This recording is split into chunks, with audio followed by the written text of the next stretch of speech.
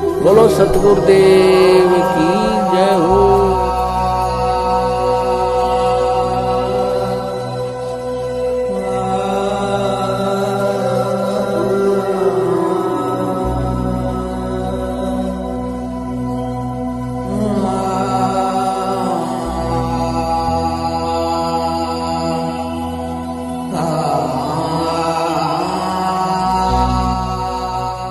पहले तो बात है उनकी इस दलील पे विश्वास नहीं किया जा सकता पहली नजर में जी। लेकिन फिर भी ये अदालत में यह दलील दी जाएगी जो निचली अदालत होगी जिसमें केस ट्रायल होगा, उसमें अदालत क्या फैसला लेगी तो उस वक्त पता लगेगा जी। लेकिन प्रारंभिक तौर पर अगर इनको खुद को बंधक बनाया गया था, अगर हम इन्हीं की बात को सच मान लें जी, तो इनको बंधक बनाने वाले कौन थे? बिल्कुल। वो भी इन्हीं के लोग थे, इन्हीं के समर्थक थे।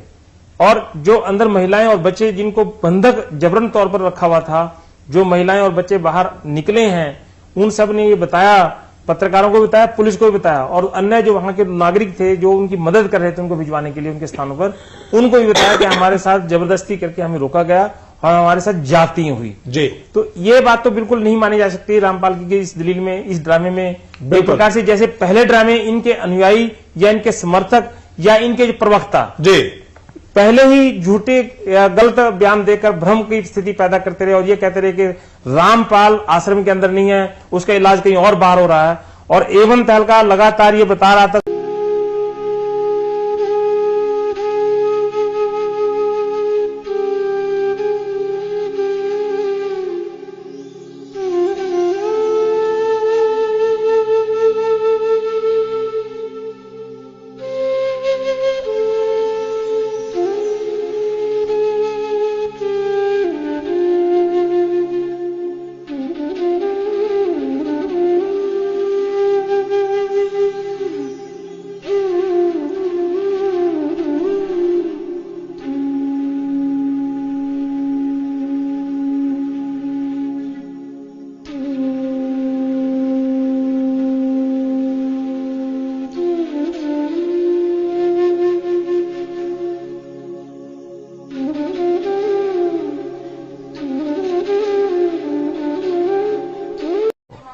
हमारे साथ संत रामपाल जी के भाई महेंद्र दास भी मौजूद हैं, इनसे जानेंगे। महेंद्र दास जी, अचानक से हालात काफी बिगड़ते नजर आ रहे हैं, तो ऐसे तो काफी नुकसान होने की आशंका है। ऐसा हम तो शांतिपूर्ण तरीके से बैठे हैं, अपने आश्रम के अंदर हैं और ये बल प्रयोग करना चाहते हैं, हमें नाजायज तंग कर रहे हैं।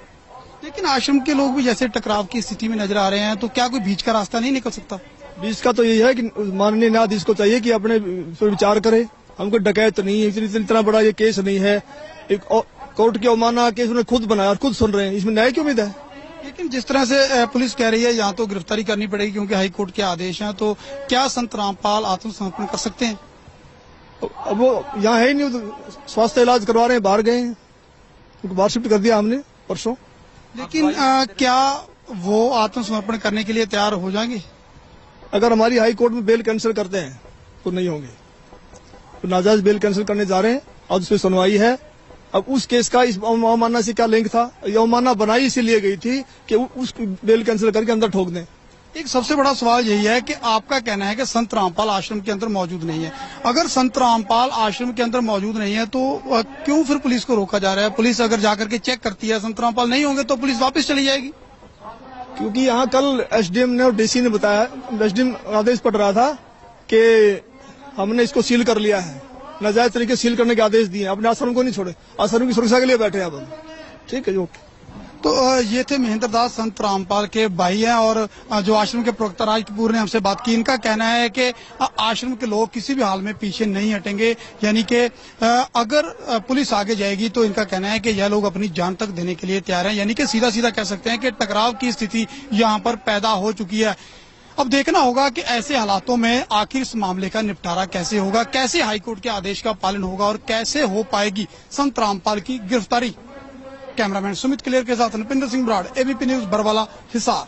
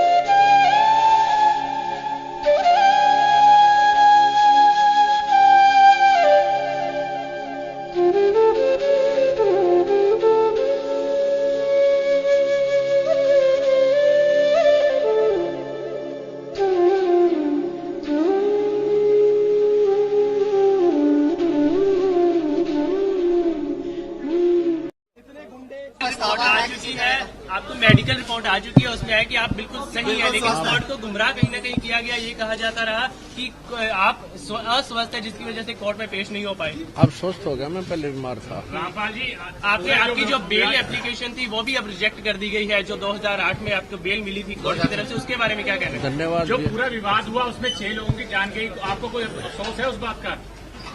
बहुत अफसोस है जी।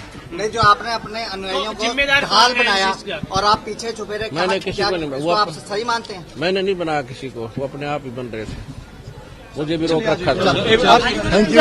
आपके ऊपर इतने इल्जाम है सर, आपके ऊपर इतने इल्जाम झूठे कैसे हैं आपके ऊपर? आपके गुंडे इतने खड़े थे वहाँ पे, हजारों आदमी हरियाणा पुलिस से। मेरे नीचे राष्ट्रीय समाज सेवा समिति। नहीं तो आपकी समिति है? अरे आपकी समिति है बाबा, आप अपने आप को संत कहते हैं, आप संत कहना लायक भी है?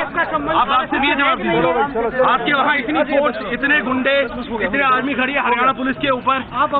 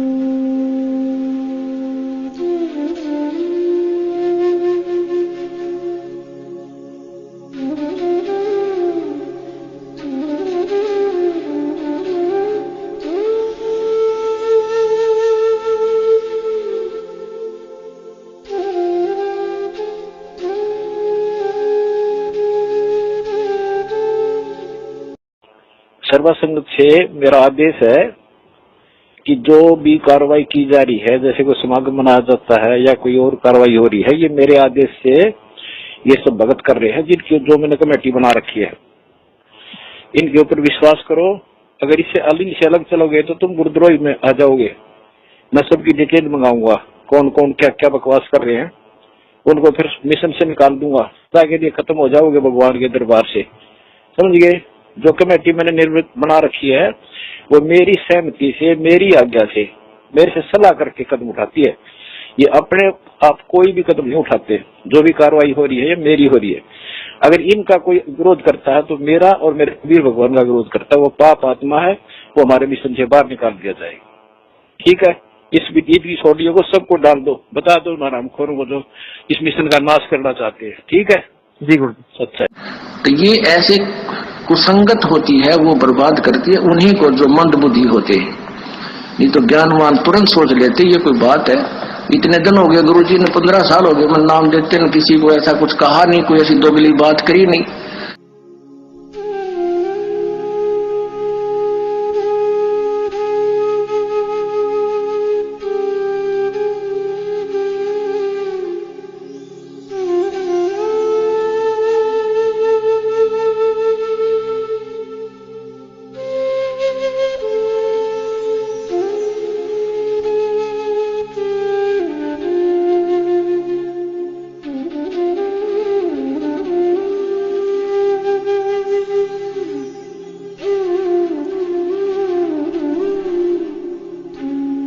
इस बारे में आपकी क्या राय है? हमारा संत रामपाल जी को और उसकी संगत को बहुत बहुत धन्यवाद।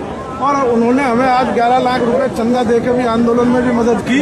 और मैं तो ये कहना चाहूंगा कि संत रामपाल जी के ऊपर भी जो जुल्म हुए, और उस जुल्म को जब वे उनके दर्शन करने उनके शरणार्थी जाते हैं तो उस पर भी तमाम अत्याचार किए जाते हैं, लाठियां बरसाई जाती है। सरकार उनको तंग कर रही, और जो आर्य समाज के और उनके बीच में डिस्प्यूट है उसको भी दूर कराने की कोशिश करेंगे, क्योंकि हम खुद आर्य समाजी हैं।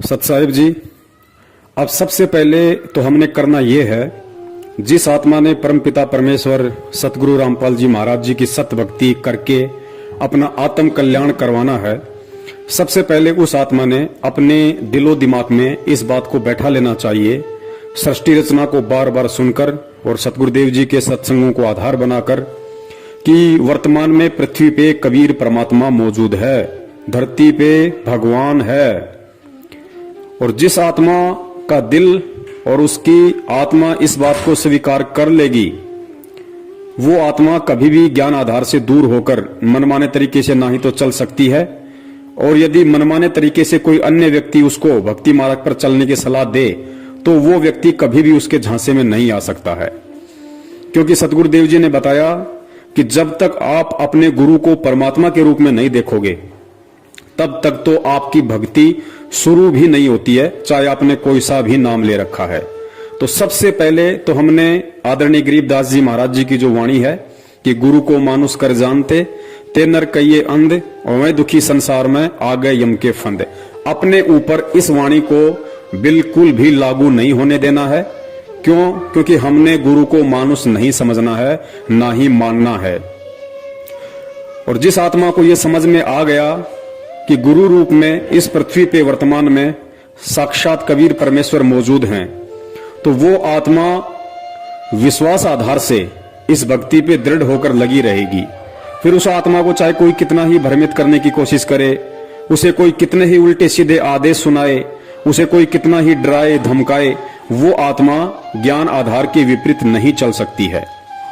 तो सबसे पहले हमने ये देखना है कि हिसार जेल में जो बैठे हैं वे सतगुरु रामपाल जी महाराज जी नहीं बल्कि कबीर परमेश्वर हैं।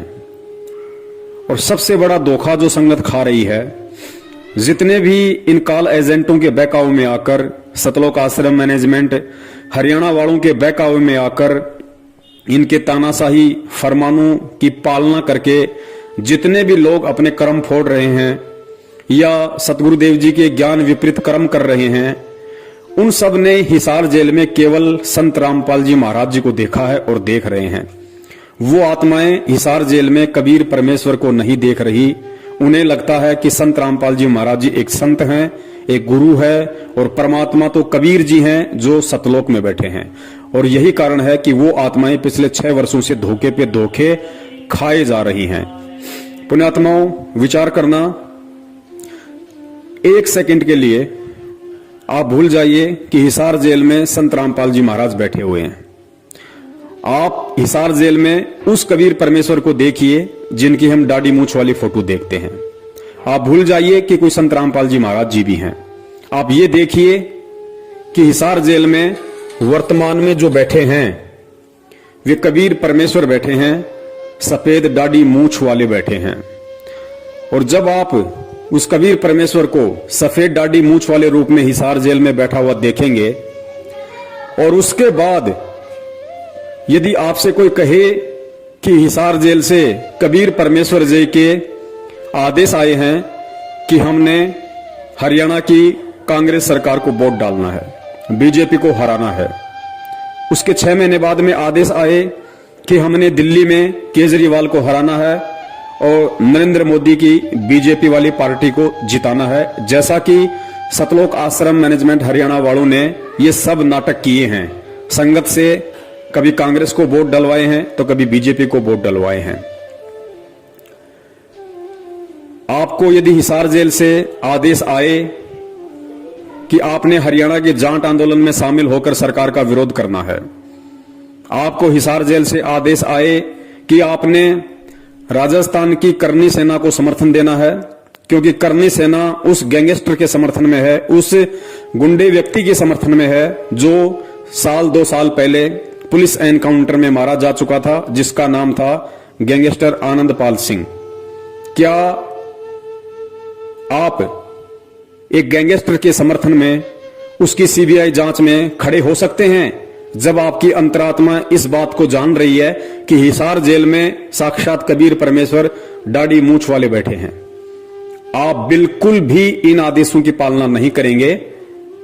ना ही तो आप बीजेपी को वोट देंगे, ना ही आप कांग्रेस को वोट देंगे, ना ही आप किसी भी कुपात्र को दान देंगे, ना ही आप किसी भी गैंगस्टर की सीबीआई जांच का समर्थन करेंगे, जब तक आप हिसार जेल में दाढ़ी मूंछ वाले कबीर जी को देख रहे हैं। उसके बावजूद भी आप लोगों ने वो सारे उल्टे कर्म किए सतलोक आश्रम मैनेजमेंट हरियाणा के कहने पे। आप लोगों ने कांग्रेस को भी वोट दिए, आप लोगों ने बीजेपी को हराने के लिए कांग्रेस का समर्थन किया। फिर अगले 6 महीने बाद में दिल्ली में आप लोगों ने बीजेपी को जिताने के लिए केजरीवाल की गवर्नमेंट का विरोध किया, लोगों को जा जाके उत्साहित किया कि केजरीवाल को हराना है, बीजेपी को जिताना है।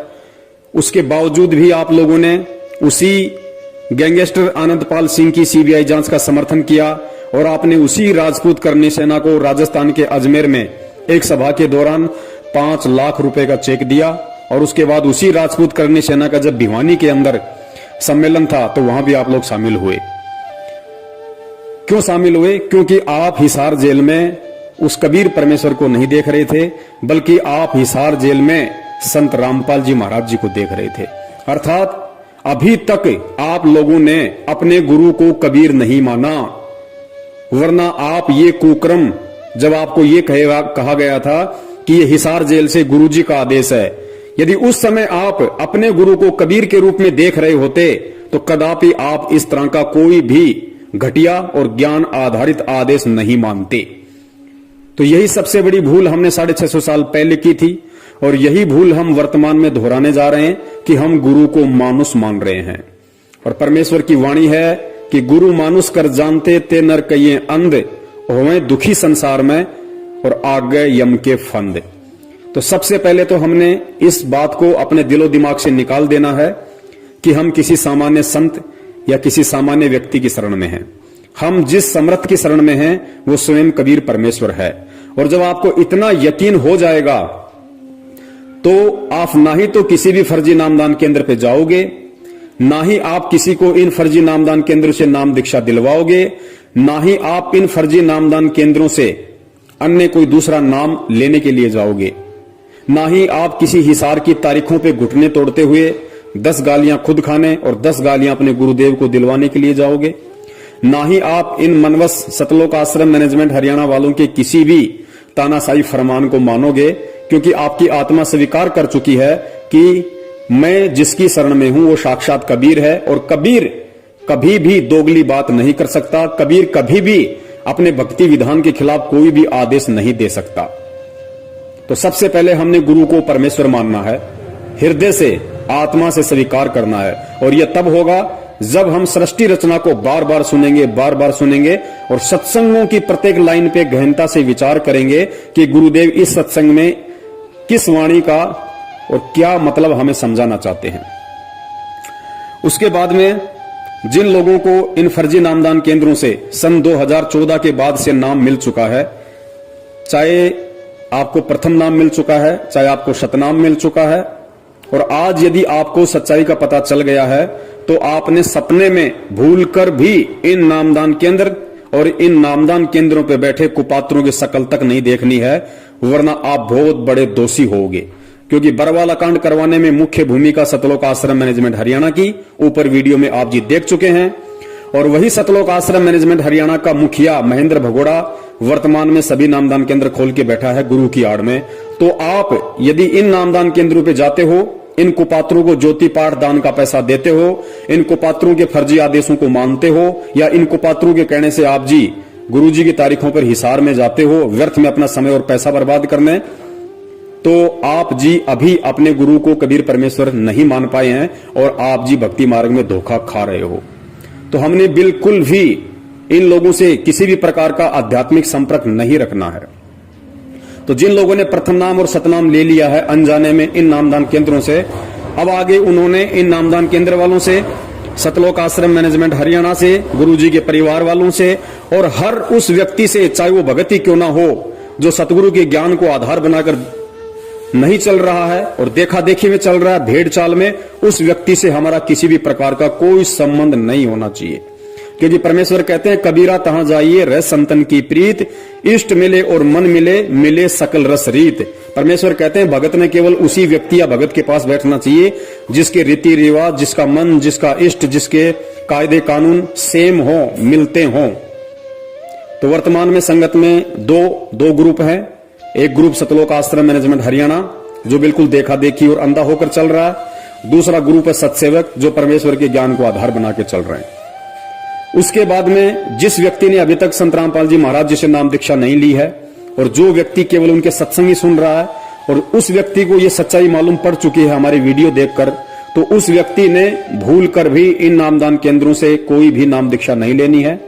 उस व्यक्ति ने सबसे पहले गहनता से सत्संग सुनने हैं, सत्संगों को आधार बनाना है और सारी सच्चाई से परिचित होकर उस व्यक्ति ने जब तक सतगुरु रामपाल जी महाराज जी हिसार जेल से बाहर नहीं आते हैं तब तक उसने संकल्प नाम दीक्षा के माध्यम से भक्ति शुरू कर देनी है। संकल्प नाम दीक्षा क्या है, संकल्प नाम दीक्षा के माध्यम से भक्ति कैसे शुरू होगी, संकल्प नाम दीक्षा के अंतर्गत हमने क्या क्या करना पड़ेगा, वो सारी विधि एक 2.5 घंटे का वीडियो हम सत्सेवकों ने बना रखा है। वीडियो का लिंक इसी वीडियो के डिस्क्रिप्शन बॉक्स में आपको मिल जाएगा, आप उसको देख लीजिए, अच्छी तरह से उसको देखिए, समझिए, उसके बाद आप जी संकल्प नाम दीक्षा लें और अपने घर में भगवान को प्रकट करें। इसके अलावा आपने किसी भी प्रकार का ज्योति पाठ या दान का पैसा किसी भी उस कुपात्र व्यक्ति को नहीं देना है जो सतगुरु रामपाल जी महाराज जी के फर्जी आदेश बताकर पिछले 6 साल से संगत को लूटने में लगा हुआ है। गुरुदेव कहते हैं कि गुरु बिन दान पुण्य जो कर ही मिथ्या होय कभू न फल ही। और गुरुदेव कहते हैं कि गुरु बिन माला फेरते गुरु बिन देते दान, गुरु बिन दोनों निष्फल है चाहे पूछो वेद पुराण। और परमात्मा कहते हैं गुरु बिन होम यज्ञ जो साधे औरो मन 10 पातक लागे, यानी बिना गुरु की आज्ञा के, बिना गुरु के आदेश के। और यदि आपने उस कुपात्र व्यक्ति को दान धर्म ज्योति पाठ का पैसा दे दिया, हवन यज्ञ करवा लिया, उसके यहां पे आपने पाठ करवा लिया, तो आप जगत वालों से 10 गुना ज्यादा दोषी परमेश्वर की नजरों में बन जाओगे। तो हमने ये गलती अब भूल कर भी नहीं करनी है, क्योंकि जब हमें विश्वास हो जाएगा और हमारी अंतरात्मा इस बात को स्वीकार कर लेगी कि मेरा गुरु साक्षात कबीर है, तो आपको यह भी विश्वास हो जाएगा कि वो कबीर हिसार की जेल में बैठने के लिए नहीं आया है, उस कबीर का कोई खेल है। वो कबीर एक तीर से अनेकों शिकार करता है और पहला शिकार उसका यही है कि इस भक्ति मार्ग में सबसे बड़ा रोड़ा यदि कोई बनता है, सबसे बड़ा रोड़ा यदि ये काल किसी को बना के खड़ा करता है, तो उसी सतगुरु के परिवार को, भाई बंधुओं को, रिश्तेदारों को निमित्त बनाकर खड़ा करता है। तो सतगुरु रामपाल जी महाराज जी ने सबसे पहले इस सतलोक आश्रम मैनेजमेंट हरियाणा अपने परिवार वाले, अपने रिश्तेदार, जो भी ये मैनेजमेंट है, जितने भी कोऑर्डिनेटर हैं, नामदान संचालक है, इन सबको ज्ञान आधार से प्रत्येक भगत के हृदय में ये जमा देना है कि हमने यदि भक्ति करनी है, यदि कबीर की भक्ति करनी है, हमने यदि सतलोक जाना है, तो हमने केवल और केवल अपने सतगुरुदेव जी के वचन और उनके ज्ञान को ही आधार बनाकर चलना पड़ेगा। और सतगुरु का उसके सत्संगों के अतिरिक्त अन्य कोई भी किसी प्रकार का आदेश नहीं होता है। सतगुरु का जो भी आदेश है वो उनका सत्संग है। सत्संगों से बाहर सतगुरु कभी भी दोगली बात करते हुए अन्य आदेश नहीं देता है। जिस प्रकार इन लोगों ने उसी कबीर परमेश्वर का नाम लेकर हमसे राजनीतियां करवा दी, हमसे आरक्षणबाजियां करवा दी, हमें अनेक प्रकार के सामाजिक संगठनों के धरनों में बैठा दिया, हमसे राजनीतिक पार्टियों का समर्थन और उनकी वोटिंग के लिए गली गली गांव गांव जाकर हाथ फैलवा दिए, हमारे से गुंडों की सीबीआई जांच करवा दी, कुपात्रों को लाखों की संख्या में, करोड़ों में दान दिलवा दिया। तो हमने अब ये गलतियां बिल्कुल भी नहीं करनी है। उसके बाद जिस आत्मा ने ज्योति या पाठ करवाना है या जिसकी इच्छा है, क्योंकि परमेश्वर कहते हैं कि साल में एक बार पाठ का संकल्प अवश्य करवाना चाहिए। तो साल में एक बार का मतलब है, वर्तमान में गुरुदेव जेल में है, आज हमारे बीच में शरीर रूप में नहीं है, तो परमेश्वर ने उसकी विधि बता रखी है। परमेश्वर ने कहा कि साधु भूखा भाव का, धन का भूखा नाही, और जो कोई धन का भूखा वो साधु भी नहीं। यानी जो असल में संत होगा, सतगुरु होगा, जो कबीर होगा, वो माया का भूखा नहीं होता, वो धन का पैसे का भूखा नहीं होता, वो केवल भाव का भूखा होता है। तो हमने जहां अपने घर में परमेश्वर का दरबार लगा रखा है, वहां पे हमने दंडवत प्रणाम करके, यदि हमने ज्योति संकल्प करनी है तो हम ज्योति की प्रार्थना करेंगे, यदि हमने पाठ का संकल्प करना है तो हम पाठ का संकल्प करेंगे, और परमेश्वर को दंडवत करके हम ये प्रार्थना करेंगे कि हे परमपिता परमेश्वर, आपका दास या दासी आप जी के चरणों में ज्योति का संकल्प करता है। हे परमेश्वर, इस दास के इस संकल्प को स्वीकार करें, और परमात्मा जिस दिन आप साक्षात हमें दर्शन देंगे, जब आप आश्रम में आएंगे, परमेश्वर उस समय, आज मैं जो संकल्प कर रहा हूं आपकी प्रेरणा से, परमेश्वर उस समय जो भी पैसा आप बताएंगे, आप कहेंगे, उतना पैसा मैं आप जी के कर कमलों में दूंगा। तो साधु भूखा भाव का, धन का भूखा नहीं। परमेश्वर अंतर्यामी होता है, घट घट का वासी होता है। इस तरीके से हमने ज्योति पाठ का संकल्प करना है। सेम लाभ परमात्मा देंगे, क्योंकि ये सतगुरु का वचन है और भक्ति मार्ग में सतगुरु का वचन ही सर्वोपरि होता है, सर्वोत्तम होता है और सतगुरु का वचन ही उनके सत्संग होते हैं। इसके अलावा सतगुरु का यदि कोई सबसे बड़ा आदेश है तो सतगुरु के द्वारा हमें जो नित्य नियम दिया गया है वो सतगुरु का सबसे बड़ा आदेश है। हम सुबह सुबह जो नित्य नियम करते हैं वो केवल हमारे लिए आदेश है, सतगुरु का वो हमारे लिए आदेश है। हमने उन वाणियों पे अमल करना है, हम सभी ने उन वाणियों के अनुसार अपनी रहनी और करनी को करना है, जिससे कि सतगुरुदेव जी प्रसन्न हो, सतगुरुदेव जी हम पे खुश हो और हमारे को भक्ति धन से परिपूर्ण करें। तो आपने इस तरीके से जब तक सतगुरु रामपाल जी महाराज जी हिसार जेल से बाहर नहीं आ जाते हैं तब तक आपने इस ज्ञान को आधार बना के रखना है। और जब तक हम ज्ञान को आधार बना के नहीं चलेंगे, ज्ञान को आधार नहीं बनाएंगे, सतगुरु कभी भी हमारे से प्रसन्न नहीं होगा। परमेश्वर ने कहा कि 3 युगों से तुम्हें ये धर्म के ठेकेदार इसी तरह भगवान की आड़ में लूटते आए हैं और वर्तमान में भी यदि हम इन काले अंग्रेज और धर्म के व्यापारी सतलोक आश्रम मैनेजमेंट हरियाणा के हाथों लुटते रहेंगे, पिटते रहेंगे, तो पुण्यात्माओं फिर क्या फायदा उस परमेश्वर का ये शिक्षा देने का, और क्या फायदा फिर उस परमेश्वर से ये तत्व ज्ञान लेने का, और क्या फायदा फिर ये कबीर की भक्ति करने का। तो हमने हर स्थिति में सतगुरुदेव जी को खुश करना है, सतगुरुदेव जी को प्रसन्न करना है। और एक चीज अपने दिलो दिमाग से निकाल देना कि सतगुरुदेव किसी भी कानूनी प्रक्रिया से बाहर आएंगे। सतगुरु यदि बाहर आएगा तो अपने बच्चों को ज्ञान आधार से चलता हुआ देखकर आएगा, क्योंकि यदि हम अपने गुरु को कबीर मान रहे हैं और मान चुके हैं तो ये भी निश्चित है कि इस दुनिया की कोई भी जेल उस कबीर को 4 दीवारी में कैद करके नहीं रख सकती।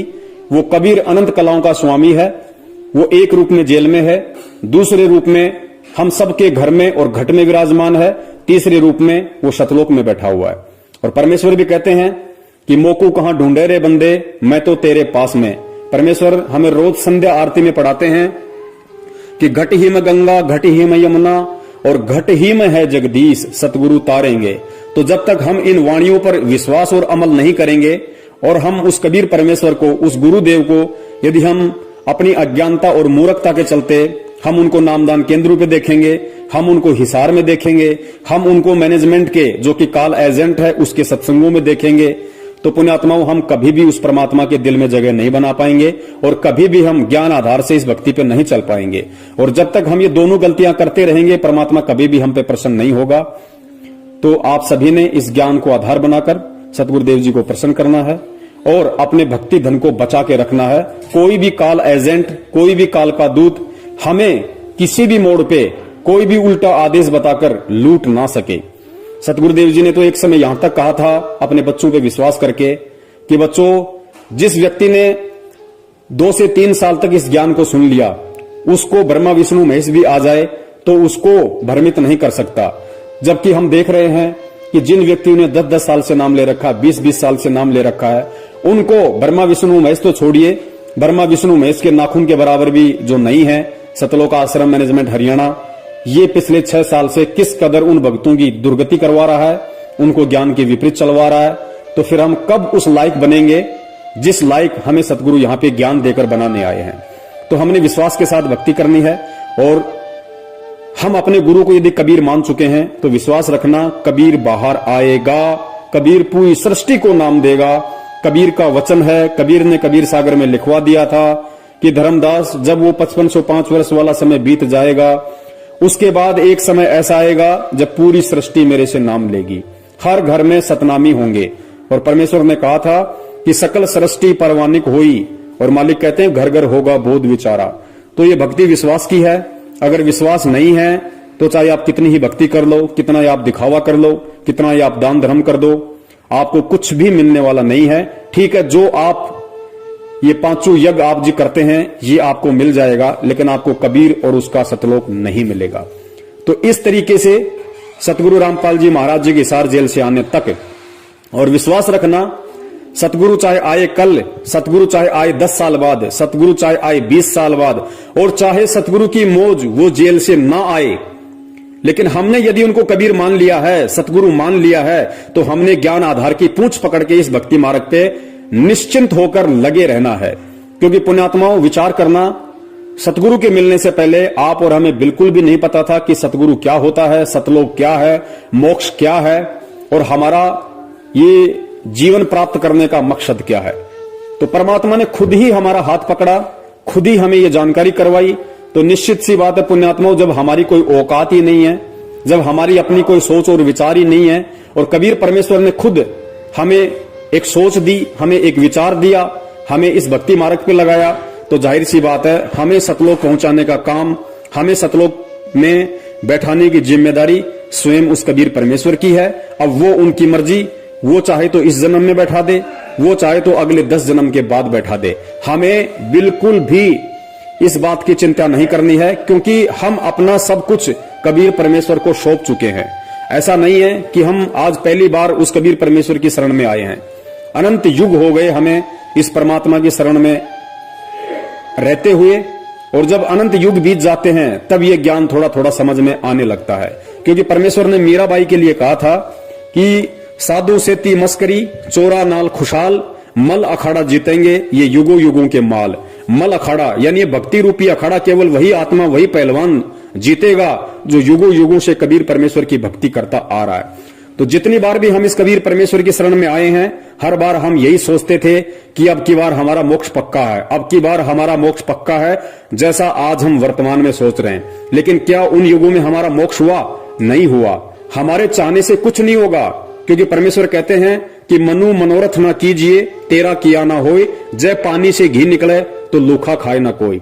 तो जब हमने अपना तन मन धन सब कबीर परमेश्वर को सौंप दिया है, तो हमने निश्चिंत हो जाना चाहिए कि वो परमेश्वर अब हमें 84 लाख योनियों में नहीं जाने देगा। जब तक हम पार नहीं हो जाते, जब तक हम सतलोक में नहीं पहुंच जाते, तब तक वो परमेश्वर हमें मानव जन्म देकर अपनी शरण में लेता रहेगा। तो इतना आश्वस्त प्रत्येक उस आत्मा को हो जाना चाहिए जो आत्मा अपने सतगुरु में कबीर को देख रही है। और यदि कोई अपने गुरु को संत रामपाल मान रही है, उन्हें एक मां के पेट से जन्म लिया हुआ जीव मान रही है, उन्हें मानुष समझ रही है, उस आत्मा की तो फिर दास कुछ नहीं कह सकता। उस आत्मा का तो फिर अपना संस्कार है, जैसा उसे मिलेगा वैसा ही उसे मिलना है। दास यहां जो बात कर रहा है, जो बता रहा है, वो केवल उस ज्ञान आधारी आत्मा के लिए बता रहा है जो आत्मा इस भक्ति मार्ग पर ज्ञान को आधार बनाकर और अपने मोक्ष प्राप्ति के मकसद से जुड़ी है या फिर आगे जुड़ने वाली है। तो दास का यही निवेदन है, इस विधि से यदि आप जो करते हैं, जो विधि परमेश्वर का ज्ञान बोलता है, मेरे अपने कोई विचार नहीं है, मेरी अपनी कोई सोच नहीं है, मैं 2 कौड़ी का जीव हूं। आज अगर मैं कुछ बोल पा रहा हूं तो केवल परमेश्वर की रजा से, उन्हीं के ज्ञान आधार अनुसार बोल पा रहा हूं। दास की स्थिति केवल वैसी है जैसा कि कहते हैं कि अल्लाह मेहरबान तो गधा पहलवान, इससे बढ़कर कोई औकात नहीं है।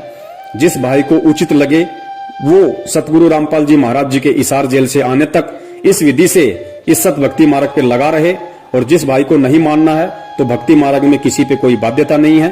परमेश्वर ने आत्माओं को सतलोक में भी स्वतंत्र रखा हुआ था, और परमेश्वर ने यहाँ भी आत्माओं को स्वतंत्र रखा हुआ है। और काल भगवान के साथ वचन था, काल ने कहा था कि परमात्मा आप धरती पे जाओगे, अपना ज्ञान प्रचार करोगे, जो आपके ज्ञान को समझकर आपको स्वीकार करे वो आपका, और जो आपके ज्ञान को स्वीकार ना करके आपको स्वीकार ना करे वो परमेश्वर मेरा, आप जबरदस्ती किसी को ना ले जाना। और सतलोक में भी यही था, परमात्मा ने हम सभी आत्माओं को स्वतंत्र रखा हुआ था। जब काल ने कहा कि परमात्मा मुझे ये आत्माएं दे दो, तो परमेश्वर ने उसको मना कर दिया कि सब कुछ दे सकता हूं, और ब्रह्मांड चाहिए तो और ले ले, लेकिन ये आत्मा मेरा निज अंश है, ये मैं तुझे नहीं दे सकता। हाँ, यदि कोई आत्मा अपनी स्वेच्छा से तेरे साथ में जाना चाहे तो वो तू ले जा सकता है। इसका मतलब परमात्मा ने वहां पे भी आत्मा को स्वतंत्र रखा हुआ है। और वहां जब आत्माओं ने उस स्वतंत्रता का दुरुपयोग किया, नाजायज फायदा उठाया, तो उसका जो परिणाम है, जो सजा है, आज हम यहाँ अनंत युगों से गधे, कुत्ते और सुअर बनकर भोग रहे हैं। और वर्तमान में भी उसी परमात्मा ने हमें स्वतंत्र रखा हुआ है। और स्पेशली हिसार जेल जाने के बाद तो हम सबको खुला छोड़ दिया, बिल्कुल हमें अपने से अलग कर दिया कि अब तुम केवल मेरे द्वारा दिए गए ज्ञान को आधार बनाकर चलो, और ये साबित करो कि तुम कितना मुझे पहचान पाए, कितना तुम इस भक्ति मार्ग को पहचान पाए, और कितना अभी तुम सतलोक जाने के लिए तैयार हुए हो। तो आत्मा आज भी स्वतंत्र है, और स्वतंत्रता का ये फायदा काल उठा रहा है कि काल अपना चाल खेलकर, अपना दाव खेलकर इन आत्माओं को उसी गुरु की आड़ में, उसी गुरु के नाम से कभी राजनीति करवाता है, कभी आरक्षणबाजी करवाता है, कभी गुंडों की सीबीआई जांच करवाता है, कभी मनमाने तरीके से ज्योति पाठ करवाता है, तो दान का पैसा लेता है, जो कि सतगुरु के भक्ति विधान में बिल्कुल भी नहीं है। तो समझना आप लोगों ने है, विचार आप लोगों ने करना है किस तरह से, किस विधि से आपने परमेश्वर को खुश करना है और अपना ये अनमोल मानव जीवन सफल बनाना है। दास ने जो कहना था सतगुरु आशीर्वाद से संदेशा आप जी को दे दिया, क्योंकि सेवक का काम केवल संदेशा देने का होता है, जबरदस्ती उसकी पालना करवाने का नहीं होता है। आगे आपकी अपनी सोच, आपकी अपनी बुद्धि, आप किस तरीके से इस भक्ति मार्ग पर चलते हैं और किस तरीके से आप अपने सतगुरु को प्रसन्न करते हैं। सत साहिब जय हो बंदी छोड़ की। बंदी छोड़ सतगुरु रामपाल जी महाराज की जय हो। साहेब जी सतगुरुदेव की जय हो। जगत गुरु तत्वदर्शी संत रामपाल जी महाराज की जय हो। बंदी छोड़ जग परम पिता परमात्मा केशव कबीर साहेब की जय हो। बंदी छोड़ जगत गुरु तत्वदर्शी संत रामपाल जी महाराज की जय हो। सत साहेब जी। जयपुर वाले पवन भगत तन कर दिया पर्दा फास, रे घबराना नहीं। जयपुर वाले पवन भगत तन कर दिया पर्दा फास, रे घबराना नहीं। तेरी भली करेंगे संत राम पाल, घबराना नहीं। तेरी भली करेंगे संत राम पाल, घबराना नहीं। बरवाड़ा का कांड करण ये रही उनका नाम बताया। मैनेजमेंट और सेवा समिति ने ऐसा जुल्म कमाया। मैनेजमेंट और सेवा समिति ने ऐसा कहर कमाया। दूत काल के बन गए भगत भाई, दूत काल के बन गए भगत भाई। करके गुरु को बदनाम, रे घबराना नहीं। जयपुर वाले पवन भगत तन कर दिया पर्दा फास, रे घबराना नहीं। तेरी भली करेंगे संत राम पाल, घबराना नहीं। जगत गुरु संत राम पाल जी जाते जाते बता गए, सेवा समिति मेरी नहीं आ, मीडिया में सब सुना गए। जो भी जुल्म करा मेरे पर, जो भी जुल्म करा मेरे पैवा, सब मैनेजमेंट का काम, रह घबराना नहीं। जयपुर वाले पवन भगत तन कर दिया पर्दा फास, रह घबराना नहीं। तेरी भली करेंगे संत राम पाल, घबराना नहीं। छुपा रहा मैं मार यूं देते, अखबारों में लिख दिया। बना बनाया मेरा घर उजाड़ा, प्रशासन को बयान दिया।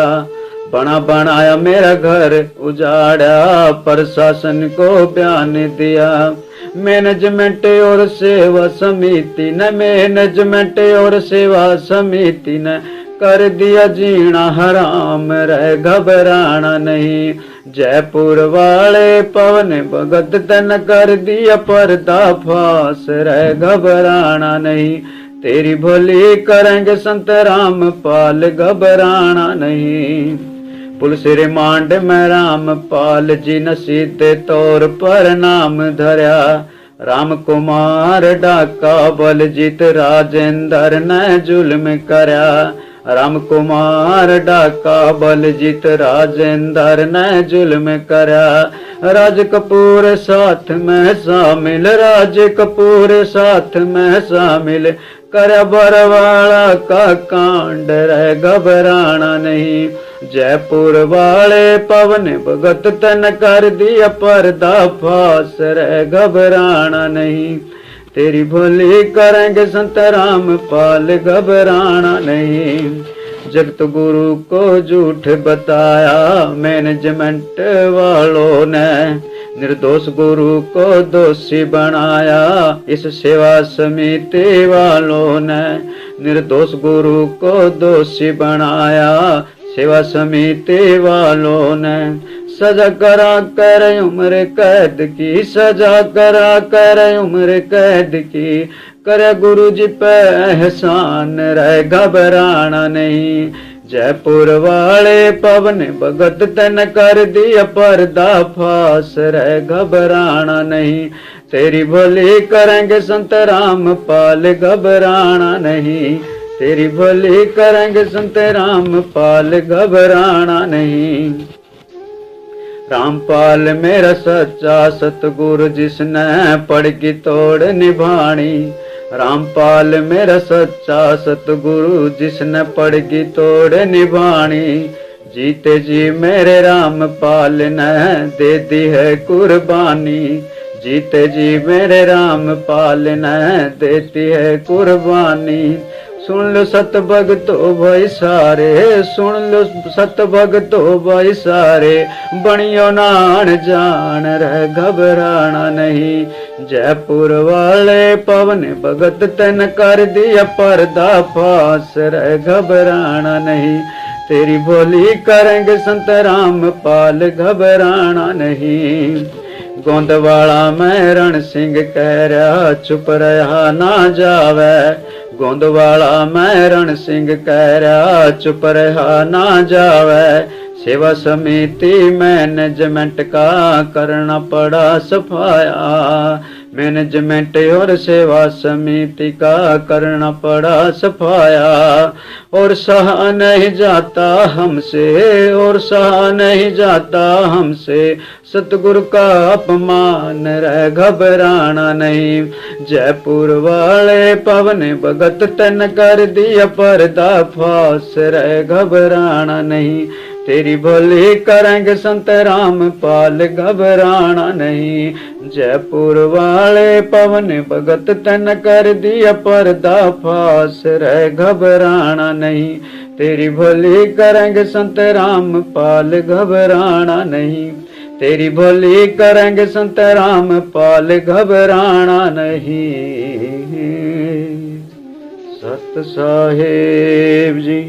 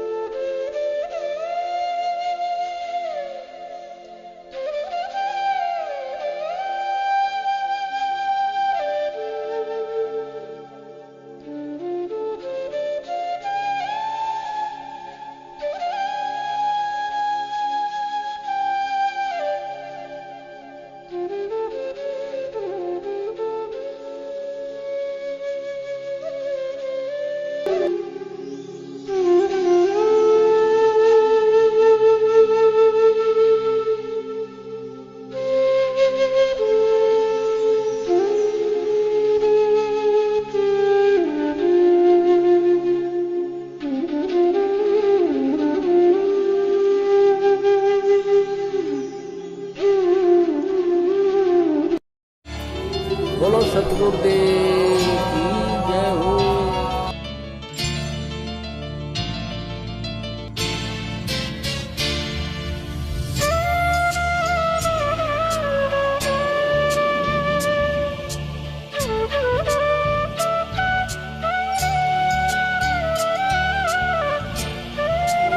बोलो सतगुरुदेव